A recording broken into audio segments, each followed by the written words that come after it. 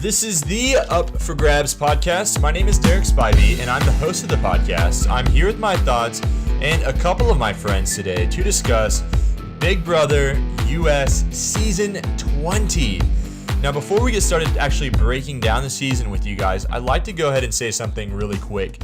I can't believe that we have come this far with this show. 20 seasons is a really, really awesome milestone to reach.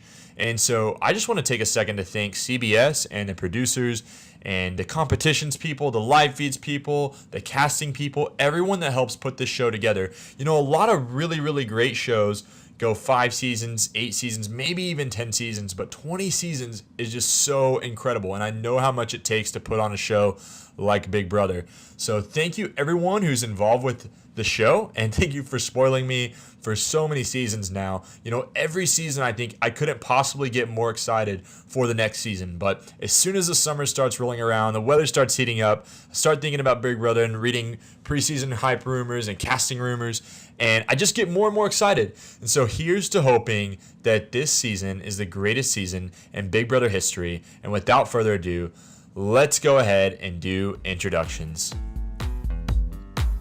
Here with me is a good friend and coworker, John Gordon. John, what's up, dude? Not much. It's great to be the World Teacher Champ again.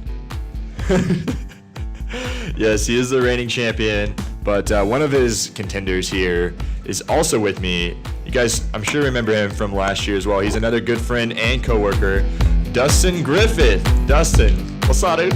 What's up, guys? Glad to be here. It'll be a fun season. You guys are super hyped about the season, as I'm sure all of you are at this point. With those intros out of the way, let's go ahead and start talking about this cast and everything that we've seen so far.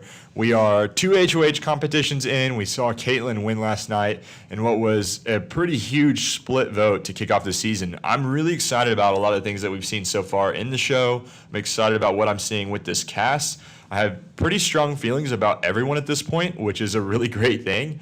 And I'm excited to break down all these people and everything that's happened so far this season. So can you guys go ahead and start off just giving me some of your first impressions? Like, what are y'all thinking at this stage? I think we have a really solid cast. I'm pretty impressed with a lot of people and pretty let down with a lot of people, which is cool because usually we have that split. And people I think are really fitting into either one or the other, which is awesome. I don't like people to float in the middle or to not have a strong opinion on somebody. Standouts for me, my 2 picks are Angela and Brett, and I really like how people are perceiving Angela at this point. She's a little bit too much of a threat for my taste, but I like that people view her as a powerhouse. Brett is a little bit more flying under the radar, at least from what I've seen, which is good because I think he'll kick it into overdrive at the end, pull the trigger on a few things, and could definitely win. Brett, to me, looks like he would slam a couple monsters in the morning and then get in his F-150 and drive to work. He does not look like an IT security guy to me, which is supposedly his job, but probably You're saying not you anymore. can't be a bro and be an IT guy? Yes, I am. I'm exactly saying that. Angela, I agree. She's a powerhouse. I wish I picked her. The 2 most disappointing to me are actually my 2 picks. All right, let's get into your picks. Who did you pick, John? Miss Robot herself, Sam. She is playing a little too aggressive for my liking. And then Chris, who is supposedly running the house. Swaggy C, you're not swaggy. Roasted. Leave it to Swaggy P. Oh my gosh. So are you saying that you're personally responsible for giving Sam the power up this week just because you picked her, so you just threw as many votes out I voted 10,000 times. and you told everyone, all of your millions of Twitter followers as well. I to follow did. her. I have millions of Twitter followers. But millions, I mean, what, 110. So what do you feel like, I mean, because obviously she's underperformed in a lot of ways, but with the power, she's going to at least last until jury, it looks like. So does that give you any hope that she can turn it around, or are you pretty much selling all of your Sam stock? I'm selling my Sam stock because it sounds like it's a chance to come back. It's not a guaranteed chance, and I do not feel like she can win a competition to come back. She struggled a little in her comps. She got pretty close on the veto. I mean, she got pretty far. But yeah, she not a strong performer. She stresses me out, man. Like, my wife loves her, but I've seen nothing from her that can make me like her performance or even her personality. She drives me freaking crazy. You guys may not be aware of this, but Julie Chen announced yesterday, CBS released a statement as well that said that Sam was going to be able to come back in the house after performing a task that Big Brother had, I guess, pre-planned for her. So we don't know what the task was, but at least we know she wouldn't have had to have won a competition. So it may have been something like, or maybe it was a competition. She had to beat Fessy at a vegan ham eating contest or something. In that case, oh my gosh. in that case, I don't know how she would fare.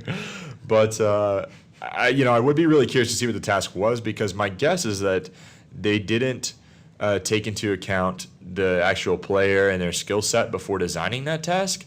So I think Sam is one of those people that if it's very physical at all, she's probably going to do really poorly at. But some other things that she could do well at. I mean, I think she has some upside. We just haven't been able to see any of it yet as far as, from a competitive standpoint. As far as her social game goes, I mean, we haven't had a chance to see much of that either yet because she's been a freaking robot the whole game. So I don't know. I mean, does that give you guys any kind of promise toward her? I mean, I guess it's better that it was a task instead of a competition. But I don't think she could have beat the Amazonian himself in a ham eating contest. I mean, so far the best thing, I mean, she's outperforming everyone on being a robot at this point, and that's about it. She's got that. And being obnoxious, I don't know. No, I'm not super sold, but I do have a question. This competition, so wasn't the stipulation here that, if it's not used by something like the fourth eviction, that person automatically gets that opportunity? Yes. So it is possible, since Sam's still in the game, if she's not evicted, I don't know if she would, I guess, just either have the decision to pick from the 4 people who've been out of the house up to that point and give them the power, or if she'd only have the option to give it to the 4th evicted house guest. I'm not really sure. I am really hoping that at some point CBS actually divulges all of these details to us, because I think there would be a lot of strategy that could be had just with that one power. And I mean, of course, we're going to have several other powers unleashed on the house that, some of them may be immediate, but others may actually have an expiration date similar to this one. So there could be a lot of game left to be had with just this twist alone and with the other twist. And I think now that Tyler knows about her power, and also you guys aren't aware of this, he told his entire alliance, level 6, about the power. I don't think Sam even knows that he told them yet. I think there's a lot of different options that the house has to leverage this power in the game. So my dream scenario here is 4th person out is JC, and the pre-made competition is a dunk competition. And I just want to watch. I don't even care if he makes one. Oh my God. So do you think they would give him a trampoline for this dunk competition? They've given him pedestals and stuff for some competitions. Did you guys notice that pedestal was basically for JC yesterday, but then the next 3 people in line continued to use it because they didn't know what to do with it. Sam couldn't move it? Yeah, Sam was needing help, which, by the way, usually the random ball tossing competition that they have each season is not so awkward to use. I mean, the house guests all got to practice it, but it looked like they definitely didn't expect for the ball to get stuck at the top of the ramp. We had to wait 30 seconds for each house guest to roll it. I didn't understand what was going on, and I can't believe we didn't get a million please hurry ups from Julie, because it was taking forever to see how that played out. What I didn't like about that competition is that it looked like it was way too hard to get it into the numbers. And I feel like in past years it was easier to get a number.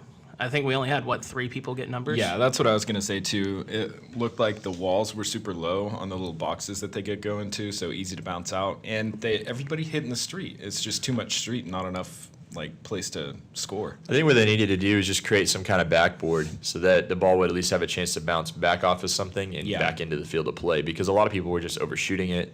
But yeah, it worked out. I mean, I'm pretty happy with the result, honestly. So it kind of just sounds like we're ready for basketball season. Dunking contest, backboards. I don't know about the recent NBA free agency, how hyped I am about basketball season now, but I was going to ask you guys, what would you think about season 21 being all a robots cast? Oh my God. Do we get to pick who comes back as a robot? Let's say it's all stars, but it's all robots. Oh, man. Who would make the best robot? Frankie. Yeah. Dustin always with the Frankie hot takes over here. My gosh. I can't think of who I think would be the best robot. I mean, I don't think Paul would because Oh, Cody. Cody, is a robot. yeah. Yeah, Cody. Cody would be pretty solid. Just bring back Jody. I think Jobot. it would be interesting to level the playing field. You know, a lot of these men and women have relied on their ability to woo other house guests and romantically. And it would definitely be a season without any showmances. That would be kind of funny to see play out. Or there's lots of showmances. Depends on like what the robots look like, I guess. Sam's not super hot, but I don't know. Might be able to make some progress. Well, we there. saw Sam roll out in the bikini in the backyard. So. That's true. That It was scandalous. stepped it up a notch. You said scandalous. Maybe it was Samdalous. Where's the bell? All right, so let's go ahead and talk about this twist. We've been going in and around it a little bit. You know, there's probably not much to say about the Amazon thing. I think it was funny, and I'm glad that it didn't affect gameplay. I like the idea of a punishment that kind of screws over the house guests, but more makes them just the butt of a joke is instead of actually like ruining their game like the robot one. Yeah, the robot and the rainbow unitard thing were terrible. I didn't like it. It like sabotaged their game from the very start, and now they're gonna have an uphill climb if they want to get any type of social game going on. The Rainbow Unitard could have been actually a win for Rockstar.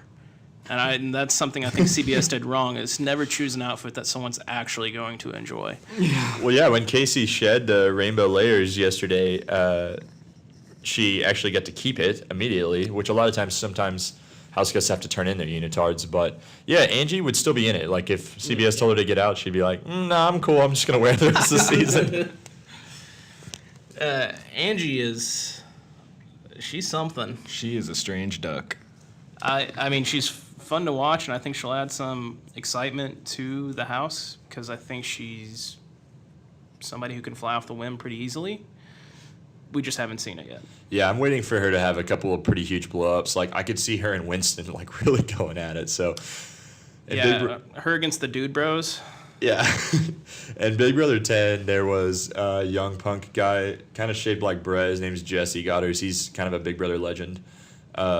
Mr. Pectacular. I don't know if you guys have ever heard yeah, that. yeah. So Mr. Pectacular really butted heads with the older lady in the house. In his season, they had a couple of enormous fights. So it would be funny to see Angie go at it. She's not quite as old, but definitely probably clashes culturally with some of these guys. And I could see them really having to fight it out. I think as weird as Angie is, she's nothing compared to Caitlyn. Caitlyn is a space cadet extraordinaire and so weird with everything that comes out of her mouth. Like the dove thing, really, like, I had no idea what to even say. It was a white dove on top of a fence. It was Lou. Lou is his name. Who the hell thinks that's Lou? Caitlyn does. Are we sure it was a dove? Because it might have been a pigeon, right? Didn't Scotty identify it as a pigeon? Yeah. I guess it was a pigeon. I have no idea, honestly. Well, I think that the power-up thing is going to be very interesting just because the house guests don't have any idea of the details until they're actually in the room. So I like that we aren't really aware of everything yet, and it adds a little bit of intrigue into the game. So I like that there's options here, and I feel like there's more options than there are weeks in the house. So one of the powers won't even get used. It'll be interesting to see if that's really how it shakes down and if we even get to see what that other power was going to do in the game. So has CBS come out and said it's going to be the same powers every week? Yeah, you mean the Yeah. pool to pick from? I think it'll be the remaining options. They're not going to be able to recycle any of the picks. So Amazon's away, and this buyback option's away. Bonus life, yeah. Okay. I was hoping they'd come up with like new ones every week, which would be kind of crazy. But the buyback or the one up that Sam got I think is very powerful for her, and I think it's a chance for the 6. I think is what they call themselves. Level 6. Level 6, yeah. Level 6 to actually bring her in and use her in the alliance for the next couple weeks until it's over with. Yeah, what's pretty amazing is that Tyler was really the only one that worked on Sam a lot in the entire house. I mean, no one ever really tried to connect with her much. In fact, Sam probably spent the most time talking with Caitlin, and that's just because they butted heads a lot. So once their first conversation went a little sideways, Sam had to continually work on her and never really got through to her. So that was a pretty huge fail. But I think it's so easy in Big Brother to find the person who's a little bit on the outs and just pull them in. Don't waste all of your energy working on that person, because if they end up going home, then that's a bust. But I think that you should at least try to connect with them more than anyone else, because it's so easy once they feel a little bit isolated to just reel them right in. And that's what Tyler did perfectly. We definitely saw that with Caitlin towards the end of the last episode too. I think you said that she was on the fence for like up to 2 hours before the live show, and then just got reeled in super easily. I mean, that's a very good point, because last year the guy who won was that person. He was on the outside the entire time. Josh 2.0 Fessy. But Josh thought he was running the game the entire time. He did. He was running the game. It definitely wasn't Paul. Well, but it is a good play to do that. So I kind of see Sam, if she makes it a little ways, and Tyler being similar to a Frank and Bridget combo, where, of course, Bridget wasn't really able to win very many comps, but she had a little bit of social equity with the women in the house and extended Frank's game just a little bit. What I worry about, though, is that Tyler and Sam will become too prominent of a pair in the house, and Tyler will be seen as the much larger threat in that pair and will eventually be targeted. So he does need to keep his distance from Sam just a little bit, but I do like that he's found somewhat of a connection with her. Yeah, Tyler's been the most impressive to me this show so far. I did not think he was going to be smart or very good gameplay. Yeah. But he has been phenomenal. His social game's awesome. He's good at competitions. He's a really good decision maker, too. Unfortunately, I think that's going to make him a threat. Yeah, it'll be interesting to see if he continues to try to win a lot of competitions. I would love to see him lay back for a few weeks, because I think based on where he stands in the house right now, if he were to lay back, he'd probably at least coast to jury. We know he's 23, he's super fit, he's really sharp. Like, he's probably got a lot of upside to be able to win in almost any comp he wants to. I mean, when I look at these guys, I'm like, yeah, he could probably compete physically with any of them. When I think about how smart he is, I'm like, I don't know if anyone else in the house is smarter than him yet. I mean, we haven't really seen Rachel compete very much, but I don't really know what all competition he's going to have with winning comps. So if he would just lay low a little while, I think that could really extend his life in the game. I agree. I think we've seen him start to do that too, because he's already making good judgment calls on, like, he was going to throw the last round of the veto to Fessy so that he didn't have to pull the trigger or make that play to keep noms the same, or to put up, I guess Bailey was going to be his choice. So I think he is a good decision maker, and he's already thinking about not being that dominant player, kind of like Swaggy's been turning into. Do you guys think that Tyler's been the biggest surprise so far with this cast? I mean, John, I know you said he surprised you, but any other surprises you could think of that maybe? Yeah, the biggest surprise is actually how short JC is. I mean, I heard he was short, but I didn't expect him to be shorter than all the females in the house. I think every time he comes on the live feeds, Olivia's like, so, like, I don't get it. Like, he's really short. I'm like, yeah, he's just short. I don't know. I can't explain it. I don't know why. I don't think he's actually talked about his height much yet on the feed, so it'll be interesting to see if there's much of a story there. But I love the fact that they've cast someone as large as Fessy and as small as JC in the same season. It's hilarious seeing them together, but also I think from a competitive standpoint, it'll create some really interesting scenarios in some of these comps, because just like Survivor and other reality shows we see, there are very few competitions that are actually scaled to size. You know, they may create some kind of like stool for JC to stand on or whatever, but I mean, some of these comps, there's definitely an advantage to being taller or smaller. For example, I think the wall endurance comp that's Big Brother Classic, I think JC is going to have a huge advantage just because of his center of gravity being so low. So, you know, I know we were joking about JC, but I like him as a cast member. Of course, with his energy as well, makes him a very interesting character. I don't know. Dustin, do you have any comments to add on to that? I think JC just in general was a big surprise to me because, number one, I thought I was going to be really annoyed by him, and I'm not. I kind of like him. I think he's funny. Number two, I had no idea he had such a thick accent, and I think he's been trolled several times on, like, having to deliver the lines on that competition about not being understandable. I think it was Swaggy that said he didn't have a clue what he was saying. And then, like, just how likable he is. I mean, I kind of thought he was just going to be the little obnoxious guy, but he's really not. I think he's been embraced by the cast, and everybody likes him. I mean, the wall comp was historically James's comp, Yeah.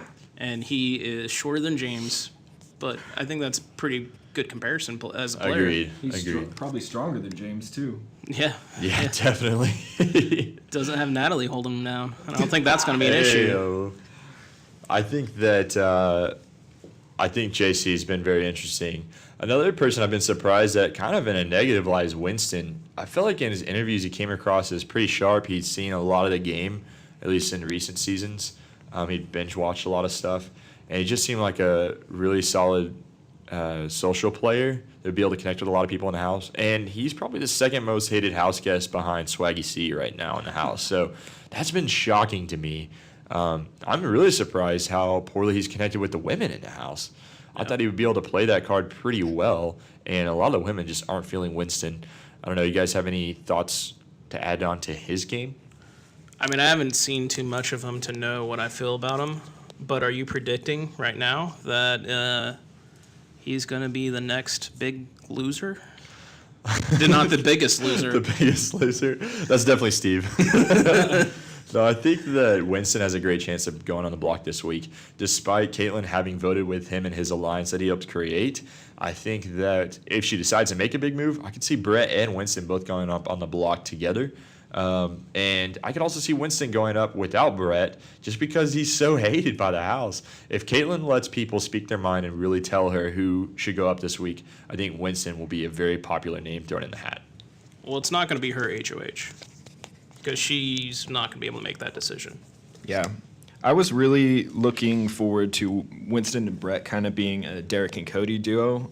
I thought they had the chance to, and I really, so far, I'm surprised at how little airtime they've gotten, which probably means they're just not doing much.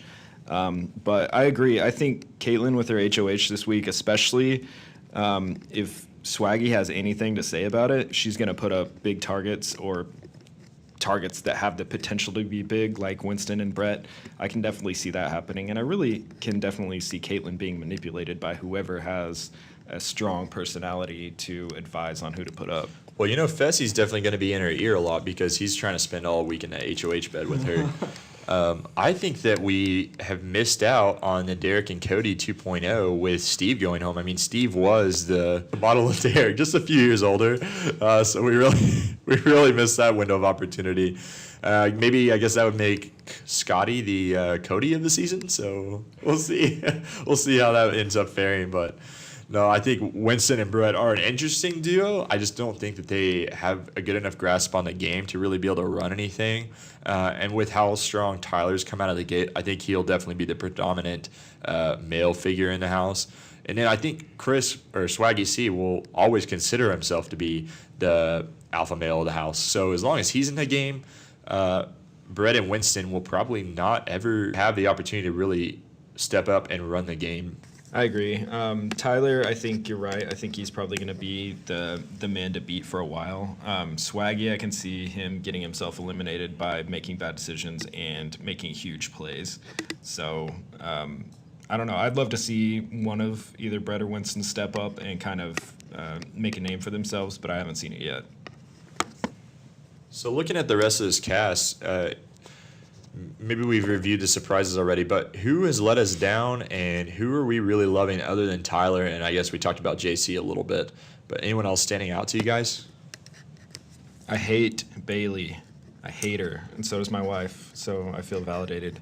But Hate's a strong word. I hate her. She's so annoying, and she has, like, she overreacts to literally everything. Literally everything. I don't like Bailey either. But I think the one that I find most annoying is Swaggy C. Yeah, he's been pretty bad so far. He just plays way too strong, and then he has crazy talks with himself late at night, looking at the camera. Yeah, he definitely talks to himself a lot more than I thought he would. It's not even the final 10 when that's like something to do. There's 20 other people, or not 20, 15 other people in the house, and you're sitting there talking to a camera. Yeah, it's pretty strange that he spends as much time talking to himself as he does. It's almost like he just likes hearing himself talk, or maybe he thinks that if he talks out his game out loud, that it'll be a little more solid of a plan. I mean, nothing he's really said to himself has been that profound. So it's kind of funny listening to him just talk out loud to himself. Does he do it more on the live feeds? Yeah, definitely. That's brutal. I think it's just that he has multiple personalities. I mean, he refers to himself as Swaggy C, talks about Swaggy C, talks to Swaggy C. I don't know, he's just weird. One thing that I find most surprising so far this summer is that I really thought Angela and Rachel would be extremely strong personalities and strong women in the game, and they may end up still being that. We haven't seen enough of them to know exactly what they'll end up becoming in the game, but I think that Caitlyn and Haley have definitely been bigger leaders, at least amongst the women in the house.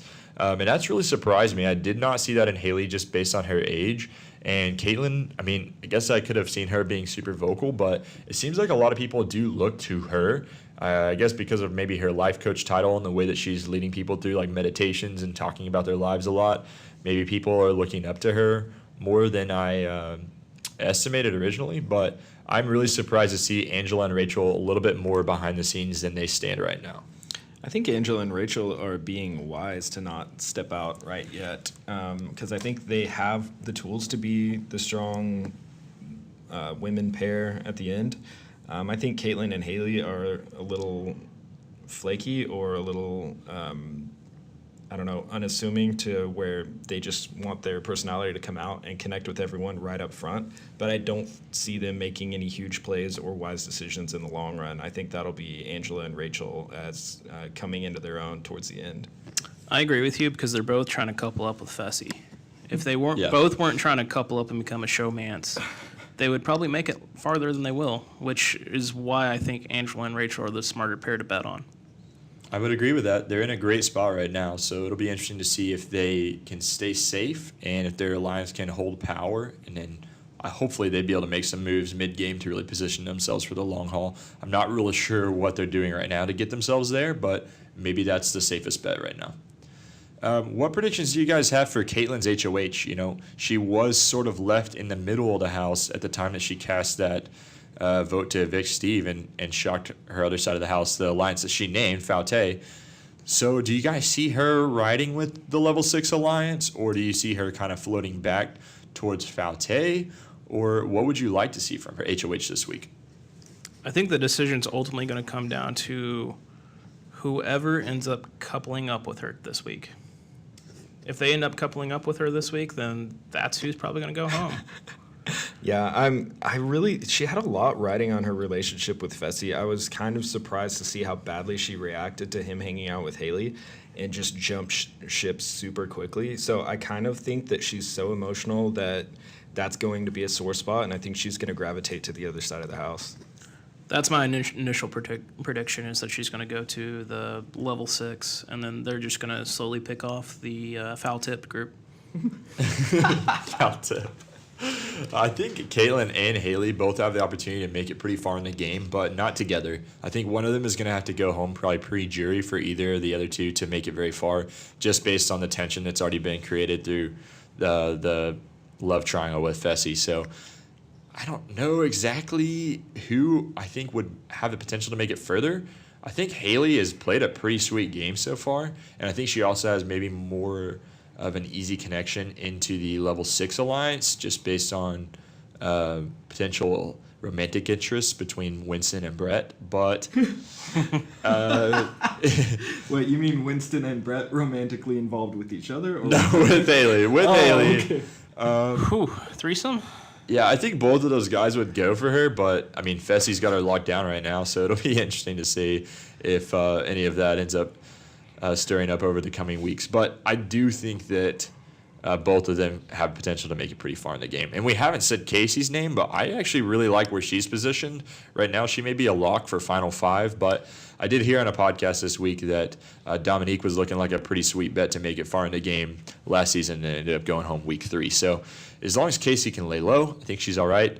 She needs to not call anyone a snake because that was Dominique's downfall last season.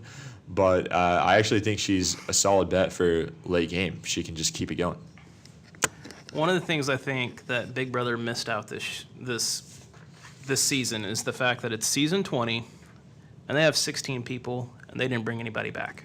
Yeah, I agree. I thought there was some, and there may still be some plan or some rumor that there were going to be 20 slots for house guests, but I have yet to see or hear anything about that further. Well, I need CBS to at least acknowledge that it's the 20th season somehow, some way. They said that they were going to bring back some old classic Big Brother comps, but, I mean, we haven't really seen anything new yet from the house other than the robot, which was pretty creative, but they definitely weren't trying to make that any kind of celebration of being a 20th season.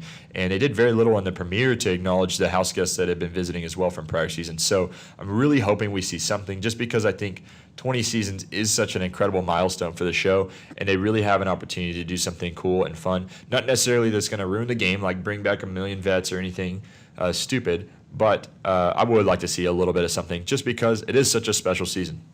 Maybe a showmance between Sim and Zingbot.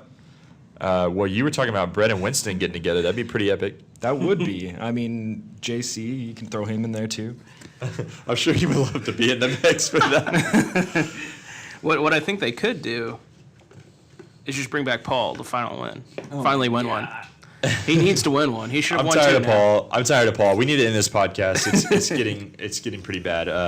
I appreciate you guys joining me today. It was fun to finally get to talk about this season. I hope to do another podcast with y'all this week, and hopefully we can get Justin on. Even though Justin has moved to another company, we'd still like to keep him in the loop for these podcasts this season. So in the meantime, thank you so much for tuning in to today's first episode of the season of Big Brother 20 and the Up for Grabs podcast. We're definitely looking forward to creating some additional content for you all and covering the season a little bit more in depth in the coming weeks.